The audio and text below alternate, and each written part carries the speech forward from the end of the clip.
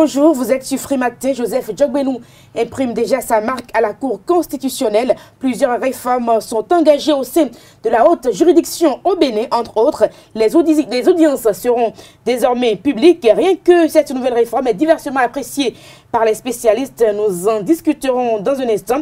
Et puis hier, le préfet du littoral a été reçu par le très respecté Joseph Djogbenou. Au menu des échanges, le code pénal, la police administrative et l'essence fruitée. Nous en parlerons également dans le débat avec Carles Kitomé et Kader Achirou. Kader Achirou, vous nous présenterez donc dans un premier temps la une des journaux. Bonjour. Bonjour à vous Nadège Divan, bonjour à vous chers amis internautes. À la une de l'actualité ce matin, nous avons les réformes au niveau de la Cour constitutionnelle. Nous avons également à la une de l'actualité les dettes du gouvernement béninois à l'endroit de la gratuité de la césarienne et de la gratuité de la prise en charge du paludisme. Nous avons également à la une de l'actualité ce matin, nous avons les législations. Il s'agit du code électoral. Nous avons également le vote de la loi sur le changement climatique. Et pour finir, le chiffre d'affaires du secteur de l'assurance en 2016 est relayé à la une de quelques canards parus ce matin. Le condensé de l'actualité d'ici et d'ailleurs avec Carles Kitomé. Bonjour. Bonjour Nadège. Les préparatifs du CEPE au Bénin, la poursuite du forum de la société civile togolaise font le menu de ce petit déjeuner informatif. Dans les sports, nous vous donnerons donc les nouvelles. Nous irons sur les stades pour parler de la Coupe du Monde Russie 2018. Nous en parlerons donc dans un instant avec le reporter sportif, l'horoscope du jour et quelques nouvelles viendront meubler cette émission que nous avons toujours du plaisir à vous présenter. Bienvenue, bonjour. Voici la une des journaux. Bonjour à nouveau, chers amis internautes, l'économiste pour démarrer ce matin. Secteur de l'assurance au Bénin, un chiffre d'affaires de 50 milliards 300 millions de francs CFA en 2016. Toujours avec l'économiste, vote de la loi sur les changements climatiques, bientôt des sanctions contre les prédateurs de l'environnement. Matin libre, césarienne et paludisme gratuit au Bénin. Environ 2 ans d'un pays, toujours avec le même canard en deuxième titre à la une. Après 2 ans de centralisation de la communication, la rupture veut limiter les risques d'une option suicidaire. Le matinal, signature des contrats avec le cabinet d'études, les projets touristiques de talent s'accélèrent, toujours avec le défi d'une génération, harmonisation du budget des prochaines joutes électorales. La Sénat ouvre les concertations ce matin. Fraternité, la karatéka Océane Ganiero à cœur ouvert dans les colonnes de l'apparition du jour du canard aux pages 2 et 3. La karatéka déclare: je suis une lionne, 5 fois championne ouest-africaine et championne du Bénin depuis 8 ans. Ganiero sollicite une subvention pour mieux préparer les JO 2020. Toujours avec Fraternité et Développement Local d'Akasato, Adjabo réclame le lotissement. Les populations s'impatientent et donnent de la voix. La Nation, Assemblée nationale, une loi adoptée sur les changements climatiques. Toujours avec le quotidien national d'information. Journée nationale de la gouvernance édition 2018, la NLC annonce le recouvrement des deniers publics détournés. Nouvelle économie, usurpation de titres Bokor et Ajavon. Bokor, il s'agit de bel et bien de Olivier Bokor et Sébastien Germain Ajavon qui dirigent le patronat, s'inquiète le confrère. L'opinion aujourd'hui, séminaire national sur la révision du code électoral au Bénin, consensus salutaire autour des réformes à opérer en urgence. En deuxième titre à la une du même canard, difficile entente entre les FCBE à la base. Le bureau de la coordination oppose Dassa et Bantais dans la 9e circonscription électorale. Le Béninois libéré, cabale gratuite contre le ministre d'État Blaise Biotchani, les propos de la nièce du défunt qui rend justice au ministre. Toujours avec le Béninois libéré, mort d'un enseignant démoralisé par une réforme de trop. Le mauvais truc de Salman Karimou a déjà fait une première victime. Vivement une commission pour évaluer psychologiquement le ministre lui-même. La dépêche, innovation apportée dans le fonctionnement de la Cour constitutionnelle. Quand la Cour fera son show, les requérants auront chaud. Pour quelle efficacité de la haute juridiction, s'interroge le confrère. Nous restons avec la dépêche pour finir ce matin. Projet de loi portant code électoral en République du Bénin. Le SOS de l'honorable Valentin Agossou noté à ses collègues députés et à découvrir à la page 9 de l'apparition du jour du canard. Merci à vous, Kader Achirou, pour la présentation de la une des journaux. On rappelle que les quotidiens sont disponibles dans les kiosques. Les quotidiens béninois sont également en ligne, donc sur Internet. Voici le bulletin matinal d'information. Présentation, Carles Kitomé. Chers amis internautes, bonjour et bienvenue à ce bulletin d'information. La Commission électorale nationale autonome Sénat initie ce mardi 19 juin 2018 au Bénin Royal Hotel un atelier d'harmonisation des budgets sectoriels des différents ministères et institutions intervenant dans le processus électoral. Cette rencontre de 3 jours vise à convier les principales structures en charge des élections que sont le ministère sectoriel, l'Assemblée nationale, la Cour constitutionnelle, la Cour suprême, le COS-LEPI, l'Observatoire national des processus électoraux et la société civile à effectuer un arbitrage unanime du budget des prochaines élections, en l'occurrence les législatives de 2019. À 2 semaines de l'examen du certificat d'études primaires CEPE, les écoliers béninois et leurs enseignants se disent prêts pour affronter les épreuves. Contrairement à certaines prédictions, ils estiment que les longues semaines de grève ne les ont pas empêchés d'aller au bout du programme et d'attendre patiemment le jour J en révisant les leçons. Le constat fait par Esaïe TV pour vous ce 18 juin. L'examen du certificat d'études primaires CEP 2018 démarre le 2 juillet au Bénin. À 2 semaines de cette échéance, les candidats sont confiants. Je pense que je dois réussir parce que j'apprends mes leçons. Je traite des épreuves pour bien m'appliquer et je révise mes leçons. À la maison, je ne s'amuse pas. Je prends mon cahier pour réviser ce qu'on a déjà fait. Je prépare le CP en faisant des exercices, en traitant des épreuves à la maison. À l'école, je traite ça avec mes camarades. Tout comme les enseignants en ce qui concerne leur préparation. Il est bien vrai, il y a eu un temps de débrayage. Mais en tant que responsable, nous, on n'a pas connu tellement de grève. On a travaillé au rythme normal. Donc, ce qui nous a permis de terminer le travail il y a un bon moment. Donc, comme vous êtes en train de constater, nous sommes en période de révision. Et actuellement, après la récréation, les enfants sont en train de traiter une épreuve de mathématiques. Chez nous ici, on n'a pas baissé les bras. On continue toujours avec les renforcements. On a fini le programme depuis fort longtemps, mais comme l'État a prolongé, un peu à cause des grèves, on a dû continuer avec les révisions, les renforcements dans toutes les matières, sans exception, pour que les enfants puissent s'en sortir le jour J du CEPE. En conséquence de tout ça, là, on s'est préparé pour composer comme l'État a établi le calendrier scolaire depuis fort longtemps. On a fait nos programmations sur ça. On n'a pas attendu les grèves et consorts.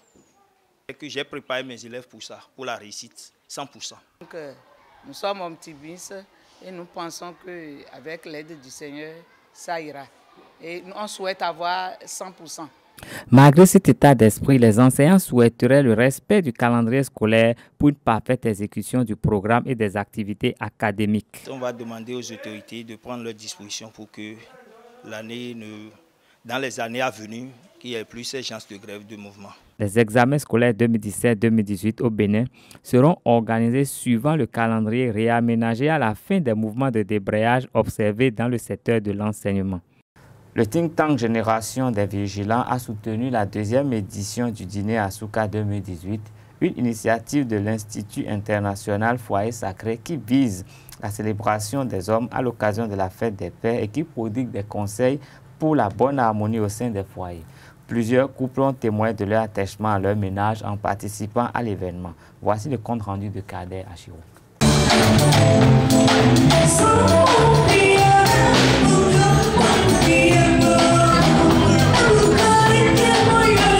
À la veille de la célébration de la fête des pères, les papas ont été à l'honneur le samedi 16 juin 2018 à travers un méga dîner baptisé Asuka, initié par l'Institut international Foyer Sacré et parrainé par le think tank Génération les Vigilants. La 2e édition du dîner Asuka a tenu ses promesses. Des couples élégamment habillés ont effectué le déplacement non seulement pour cette célébration assez particulière, mais aussi et surtout pour les enseignements et les conseils pour le bien-être et l'épanouissement dans les foyers. Vous savez, la première fois je voulais demander pardon à mon mari, j'ai pleuré.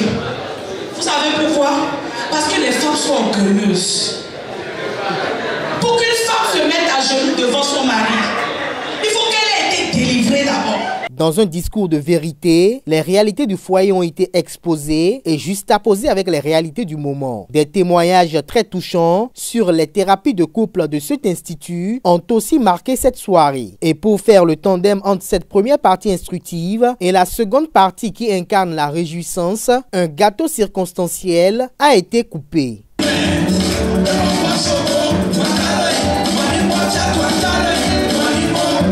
Plusieurs mets étaient au menu. Le service étant libre a permis de noter la présence effective du romantisme dans tout son art à ce rendez-vous. Des maris se sont levés pour aller servir leur épouse d'une part et d'autre part, ce fut l'inverse.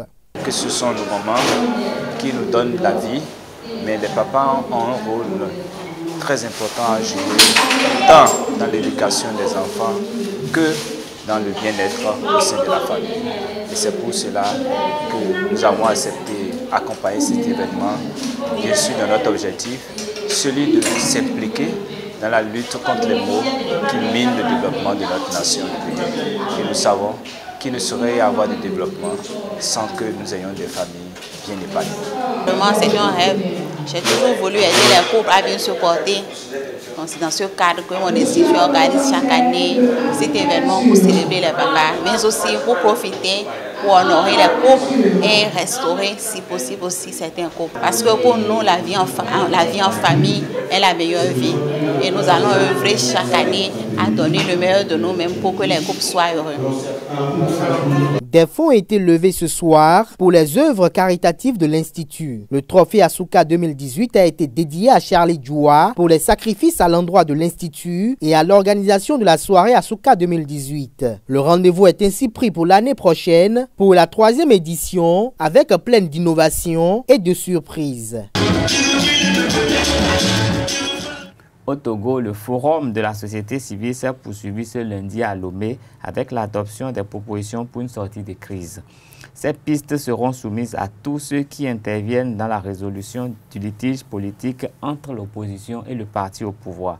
Pour David Dosset, porte-parole du Front citoyen, leur démarche ne s'oppose pas à celle menée par les partis politiques à travers le dialogue qui sera relancé sous l'égide de la CEDEAO.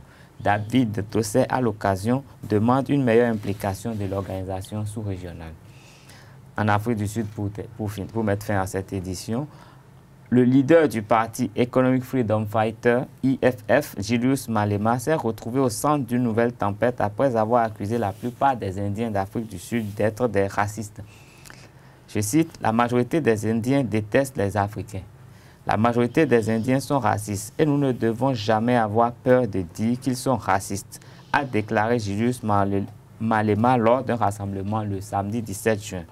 S'adressant à Julius, un célèbre animateur radio a déclaré que sa phrase est inacceptable et qu'il espère qu'il en sera puni dans les urnes.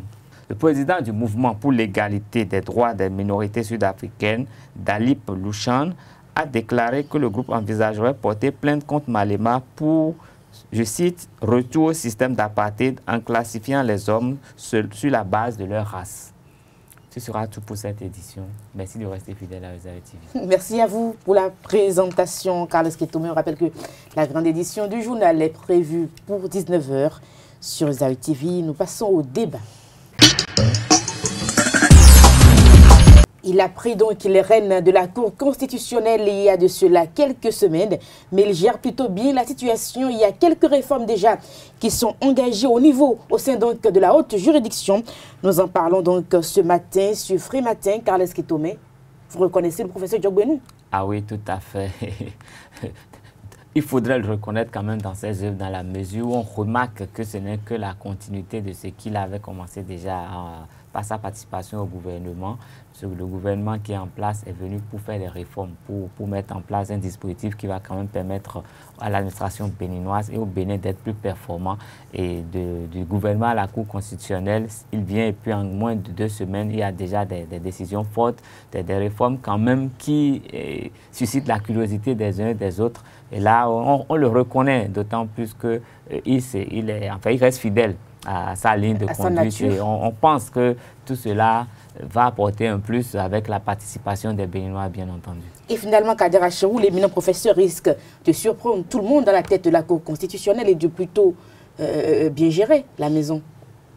Bien gérer la maison, oui, c'est quand même le souhait de tout Béninois, le souhait de tout patriote d'ailleurs, que Joseph Djogbenou puisse quand même réussir sa mission à la tête de la Cour constitutionnelle. Aujourd'hui, nous avons l'homme déjà à peine installé, a déjà institué des réformes visant à quand même revoir un peu le fonctionnement de cette institution. Je pense que ces réformes sont tout aussi salvatrices que porteuses d'avenir parce que pour une première fois, nous avons la Cour qui a été renouvelée à 100%. Et du moment où la Cour a été renouvelée à 100%, nous n'avons pas les mêmes acteurs.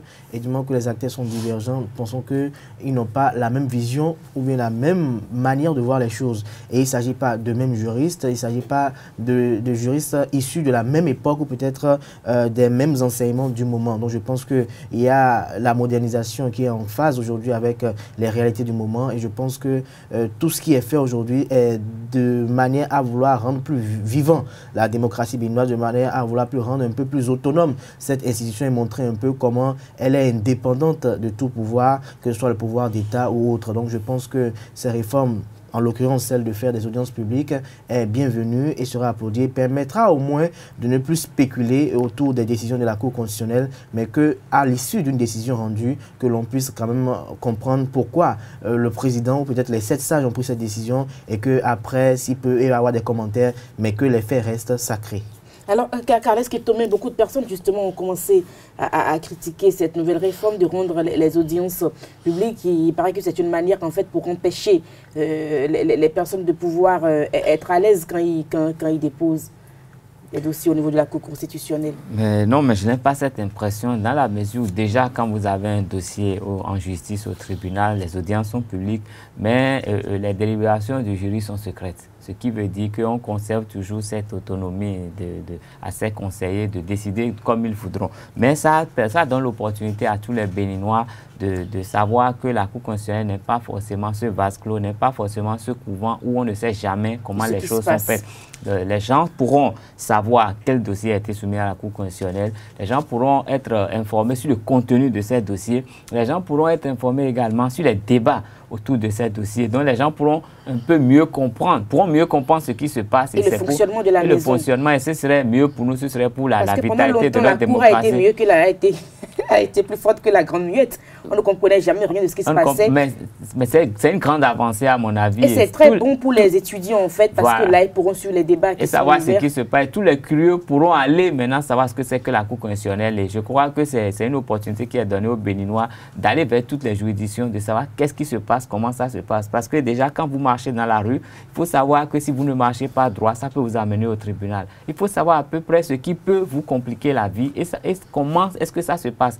Comme ça permet aux gens de prendre leurs dispositions, de se respecter un peu plus et de pouvoir respecter le bien public. Parce qu'il y a beaucoup de gens qui ne savent pas que quand vous brisez un banc public, que vous avez enfreint la loi, que vous allez en prison. On dit non, ça c'est pour l'État, donc ça n'appartient à personne. Donc les gens vont comprendre. C'est seulement un banc. Les gens pensent que si on peut vendre la maison de son père et ne pas être puni, il faut commencer à s'approcher de ces juridictions pour savoir que tout acte qui ne vous est pas, que le droit ne vous confère pas, est punissable. Et c'est tant mieux, hein, franchement, parce que l'autre a dit, mon peuple périt, faute de connaissances, il vaut mieux savoir ce qui se passe exactement du côté de la haute juridiction. Et dans la foulée, Kader Achirou, donc le président de la Cour constitutionnelle, a reçu le préfet du littoral, Modeste Toboula, qui allait présenter donc ses civilités au numéro 1 de la haute juridiction. Je dirais que c'était prévisible quand on sait un peu les attributs de la préfecture du département du littoral et quand on sait également la plénitude du pouvoir de la Cour constitutionnelle, il est quand même logique que le préfet du département du littoral aille s'entretenir avec le président de la Cour constitutionnelle pour essayer quand même de recevoir quelques conseils, pour essayer quand même d'être en phase avec la vision constitutionnelle du pays. Je pense que cette rencontre est quand même de bon augure et quand même s'inscrit dans la dynamique de vouloir un peu s'imprégner un peu des réalités ou dans la dynamique dans laquelle va fonctionner l'actuelle Cour pour savoir un peu, pour ne pas enfreindre à la Cour constitutionnelle ou peut-être à la Constitution. Je pense qu'ils ont eu à échanger de beaucoup de choses, en l'occurrence le Code pénal, mais je pense que de manière consensuelle et de manière constitutionnelle, la lutte peut-être contre l'essence relatée se fera peut-être sans quand même heurter des sensibilités, peut-être sans également empêcher quelques Béninois de pouvoir jouir de leur commerce qui depuis les lustres a toujours été leur gagne-pain. Donc je pense que c'est dans cette démarche d'ailleurs que le préfet s'inscrit parce que c'est lui qui aura quand même à la charge cette besogne de vouloir quand même être le bras opérationnel de l'appareil étatique plutôt, pour essayer quand même de parer à certains fléaux. Et avec l'annonce quand même de certaines législations en cours d'examen au niveau de l'Assemblée nationale, le préfet du département littoral a quand même beau de pain sur la planche. Et pour le faire, il faut qu'il arrive à le faire en toute autonomie, en toute indépendance, mais également en étant en phase avec notre constitution, notre Bible. Et donc, c'est dans cette mesure seulement qu'il est allé échanger avec le professeur pour essayer quand même d'avoir quelques conseils et ne pas enfreindre la loi, pour ne pas qu'à l'avenir encore, on entende que le préfet du département littoral a violé la constitution. Il a violé violemment, comme d'aucuns le disent, mais que le préfet du littoral peut-être agit en phase avec la constitution et en respectant les textes et lois qui régissent la République du Bénin. Et puis, Carles, est-ce que tu as un mot à dire par rapport à cette rencontre préfet et président de la Cour constitutionnelle? Oui, mais je dirais qu'au-delà des civilités, le préfet avait vraiment besoin d'aller rencontrer le président de la Cour constitutionnelle pour s'informer davantage de ses prérogatives. Et j'espère bien qu'il était en compagnie de son conseiller juridique, parce que contrairement au gouvernement qui peut se référer à la Cour suprême pour savoir, pour l'orienter un peu dans ses prises de décision, le préfet n'a pas un organe de ce genre qui pourrait lui éviter d'être condamné de non-respect de la Constitution. Donc je crois qu'ils sont allés quand même créer un pont entre la préfecture et la Cour constitutionnelle pour que toutes les décisions qui sont prises par cette autorité respectent quand même les dispositions constitutionnelles de notre République. Merci à vous. C'était le débat sur Frimatin. Nous passons au sport et à l'horoscope du jour. Les sports sur Frimatin, Coupe du Monde Russie 2018, la Tunisie craque finalement dans les temps additionnels face à l'Angleterre et perd son match inaugural du mondial russe, 1-2. La déception du côté des Africains. Larios, bonjour. Bonjour Nadège. On peut dire que ça continue la déception au niveau des Africains, parce que la Tunisie tenait bon, surtout après une seconde période très solide en défense. La Tunisie craque dans les derniers instants de la partie sur une tête à bout portant de l'attaquant vedette de la sélection, Troy Lion de l'Angleterre. 2 buts. Troy Lion. Oui, Troy Lion. les trois lions.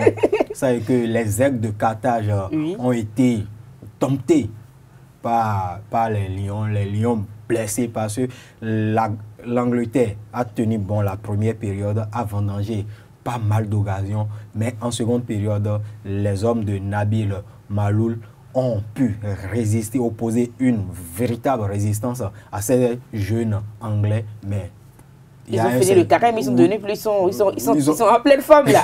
et finalement, il y a Harry Kane, et je le disais déjà hier, que face à l'attaque anglaise, que les Tunisiens auront fort à faire. Et effectivement, ils ont tenu quand même. Ils ont tenu bon. Et c'est Harry Kane. Les 2 buts encaissés sont sur des coups de pied de coin, des corners joués sur des têtes. Il y a une tête qui a même causé sur le premier pied, a causé la sortie de leur gardien titulaire juste avant le quart d'heure de jeu. Et il faut dire que les Africains, dans le jeu, les Africains ne déméritent pas, mais seulement il leur manque ce petit quelque chose là qui peut faire la différence. Fait la différence, et ça va venir. Surtout les coups de pied arrêtés, parce qu'on constate que au haut niveau, les coups de pied arrêtés, ça se transforme, ça doit être une occasion de but. On était tellement porté par les sports qu'on n'a pas salué Ruto Deji. Bonjour. Bonjour. L'horoscope du jour dans un instant avec vous. Vous êtes bien installé. Oui. Et puis Larios, ce mardi, 2 autres sélections africaines seront sur le rectangle vert. Tout à fait, Nadège. Il y a le Sénégal, les Lions de la Teranga qui feront leur entrée en lice à 16h, GMT+1 face à la Pologne. Et de l'autre côté, tandis que les Pharaons d'Égypte défaits 0 but contre 1 par l'Uruguay de Luis Suarez vont jouer leur second match, mais cette fois-ci face au pays organisateur, la Russie. Donc il faut dire que ça, il y aura le 12e homme qui sera là. Donc les Pharaons d'Égypte auront également de boulot face à ces Russes qui sont revigorés de leur victoire nette et sans bavure, 5 buts à 0 face à l'Arabie Saoudite. Qui était un carrément précis. qui était en carême, parce que on reviendra sur ça. Est-ce qu'un sportif de haut niveau peut observer, peut jeûner? Oui, peut jeûner. Et l'autre, la passion, c'est que le sport demande beaucoup d'énergie. Beaucoup d'énergie. Et surtout quand on constate sur le rectangle vert, quand les joueurs ont une pause, ils courent vers la ligne pour prendre un peu d'eau pour le temps de se se réhydrater. Oui, de se réhydrater plutôt pour continuer leurs efforts. Donc, pour ça, on va faire juste un élément sur ça pour prendre les avis des uns et des autres. Est-ce qu'un sportif de haut niveau, de vous à moi, est-ce un sportif je pense que non. Non. Moi, je pense que non. Mais qu'est-ce que diront les spécialistes?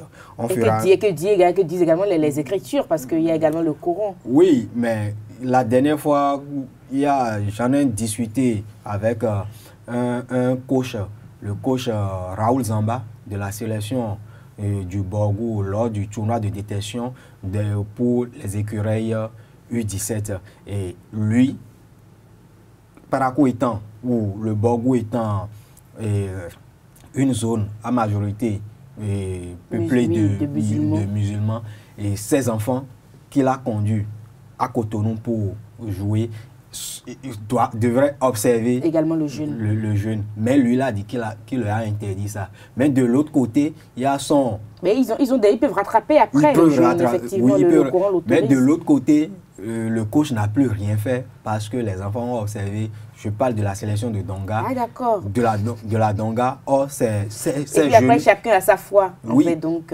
c'est une doctrine. C'est vrai. Et il faut dire que dans la poule de la Tunisie, la Belgique a gagné 3-0 grâce à Eden Hazard et Poussofran. La Belgique a gagné 3-0. Le Panama, un néophile de la compétition, le Panama qui a éliminé d'ailleurs les États-Unis lors des éliminatoires. Donc après une première période bien solide où les Panaméens ont tenu bon, ils ont fini par craquer en seconde période parce que Hazard et ses coéquipiers n'ont pas du tout fait les choses comme il se doit. Maintenant, il y a également la Suède. La Suède dans le groupe de l'Allemagne. La Suède qui a battu la Corée du Sud 1-0. Il faut dire que le match Suède, parce que le prochain match dans ce groupe, c'est entre la Suède et l'Allemagne. Ce match est déjà décisif. Si l'Allemagne marque le coup, ça et que l'Allemagne rentre chez elle tranquillement. Mais nous allons suivre à présent. Très rapidement. Oui, très rapidement. 45 secondes. Et on revient pour boucler la page des sports. Pile, nous allons suivre le coach Valère Wandinou, notre consultant durant cette Coupe du Monde Russie 2018, qui va nous indiquer quels sont les aspects, à part les qualités individuelles dont regorgent nos sélections africaines, les sélectionneurs doivent travailler quel autre aspect pour tirer le maximum de leur effectif. Suivons-le. Il y a la discipline tactique sur le terrain, il y a la discipline du groupe qui fait une grande équipe. Donc, si tu es entraîneur et tu ne mets pas l'accent sur ces deux choses, d'abord la discipline du groupe et la discipline tactique sur le terrain, bon, parce que c'est un jeu collectif de 11 joueurs. Donc, si tu veux laisser chaque individu jouer son football, tu vas passer à côté. Même si tu as tous les grands stars, tu vas passer à côté. Mais si tu es entraîneur, tu dois essayer de faire de telle manière de mettre tous ensemble. Et puis, collectivement, tactiquement, ça va marcher, c'est ça. Ainsi donc se referme la page des sports. Merci à vous, Darius Adjagbenon. On va continuer donc de suivre les matchs de la Coupe du Monde Russie 2018 qui réserve encore beaucoup de surprises donc au féru du Cuiran. C'est bien ça, hein? C'est Cuiran, ça, d'accord. La balle roule. Oui, merci à vous. Le sport roi. Nous passons donc à l'horoscope du jour avec Ruth Sodeji. Mesdames et messieurs, amis internautes, bonjour. Chez nos amis béliers, pour commencer la prévision de ce jour, il faudra faire un effort pour garder la tête froide. Vous êtes trop émotif pour juger la situation avec lucidité. Amis taureaux, les joutes verbales entre vous et vos interlocuteurs ne marqueront pas de piquant. Il faut doser l'acidité de vos propos pour aboutir. Chez les amis gémeaux, un changement se prépare. Restez préalablement à de nouvelles propositions. Des portes vont s'ouvrir. Ne vous emballez pas. Amis cancer, l'accent est mis sur votre partenaire ou l'autre sens est large. C'est sur lui que se posent vos interrogations, mais la réalité prouvera que la source de vos doutes est en vous-même. Pour les amis lions, le foyer est à la tête. Vous pensez tout naturellement à améliorer votre intérieur, à simplifier votre vie au quotidien pour en arriver à trouver plus de temps et d'évasion avec votre partenaire. Pour les amis vierges, le cours de votre activité se poursuivra sans encombrement particulier. Vous pourrez approfondir, persévérer parfaitement. Chez les balances, l'accent est mis sur votre partenaire ou l'autre sens au large. C'est de lui que pose assez de questions. Pour les amis scorpions, vous savez où et de quoi vous avez fait des erreurs. Ne croyez pas en la fatalité. Vous pouvez changer les choses aujourd'hui. Amis Capricorne, la fin d'une situation délicate se présentera à vous ce jour. À vous d'y mettre le point final. N'hésitez pas. Amis Verseau, des collaborateurs favorables deviennent possibles aujourd'hui. Allez au-delà des apparences. Vous serez surpris par vous-même. Pour les poissons, pour mettre un terme à la prévision de ce jour, faire avec toutes les aléas de cette journée sera un tour de force qui vous amènera à un résultat éclatant. Chers amis internautes, merci de nous avoir suivis. Passez une agréable journée. C'est la fin de votre émission matinale ce matin que nous avons eu du plaisir à vous présenter. Portez-vous bien, au revoir et à demain pour un nouveau numéro.